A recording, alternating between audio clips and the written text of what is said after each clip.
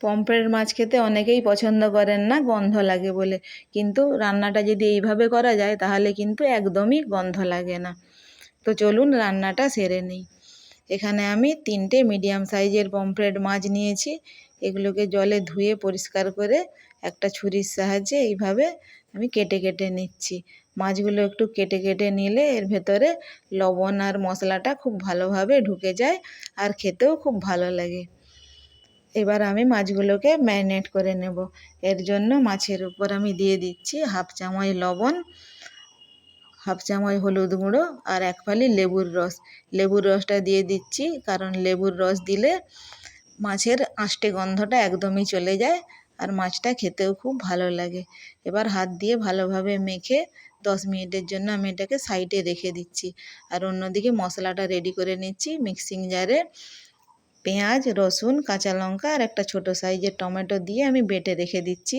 অন্যদিকে কড়াইতে তেল গরম করে এর মধ্যে একে একে আমি মাছের পিসগুলো দিয়ে দিচ্ছি। আর এক পাশটা একটু ভাজা হয়ে গেলে হালকা হাতে এগুলোকে আমি উল্টে দিচ্ছি যাতে ভেঙে না যায়। এবার আমি মাছগুলোকে লাল করে ভেজে তুলে নেব। আপনারা চাইলে কিন্তু একটু কম ভাজাও রাখতে পারেন। আমাদের বাড়িতে বেশি ভাজা খেতে পছন্দ করে, তাই আমি লাল করে ভেজে নিচ্ছি। এখানে মাছগুলো আমার অলরেডি ভাজা হয়ে গেছে। এবার এগুলোকে একটা প্লেটের মধ্যে তুলে নিচ্ছি। আর ওই তেলের মধ্যেই দিয়ে দিচ্ছি একটা এলাচ, 1 টুকরো দারচিনি আর 1/2 চামচ হলুদ গুঁড়ো দিয়ে একটু নেড়ে নিয়ে বেটে রাখা মশলাটাও এর উপরে দিয়ে দিচ্ছি। মশলাটাকে একটু কষিয়ে নিয়ে এর উপর দিয়ে দিচ্ছি অল্প একটু লবণ আর 1/2 চামচ কাশ্মীরি লঙ্কার গুঁড়ো।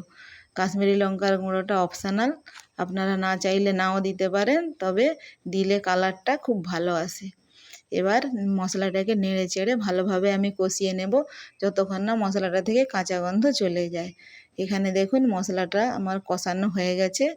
এবার এর মধ্যে 1 বাটি গরম জল দিয়ে দিচ্ছি। মশলাটা ফুটে উঠলে একে একে মাছের পিসগুলোও এর উপরে দিয়ে দিচ্ছি আমি। এবার একটু নেড়ে নিয়ে একটা ঢাকা দিয়ে 5 মিনিটের জন্য মাঝারি আঁচে রান্না করে নিচ্ছি। 5 মিনিট বাদে ঢাকনাটা খুলে উপর থেকে একটু ধনেপাতা কুচি ছড়িয়ে নেড়ে চেড়ে প্লেটের মধ্যে তুলে নিলেই রেডি পমফ্রেট মাছের কারি। এটা কিন্তু গরম ভাতের সঙ্গে খেতে বেশ ভালো লাগে। আপনারা অবশ্যই বাড়িতে একবার রান্না করবেন আর আমার রান্নাটা কেমন হয়েছে কমেন্টে জানাবেন। আর আমার রেসিপি যদি ভালো লাগে আপনাদের, তাহলে আমার চ্যানেলটি সাবস্ক্রাইব ও ফেসবুকে গিয়ে ফলো এবং লাইক করে দিবেন।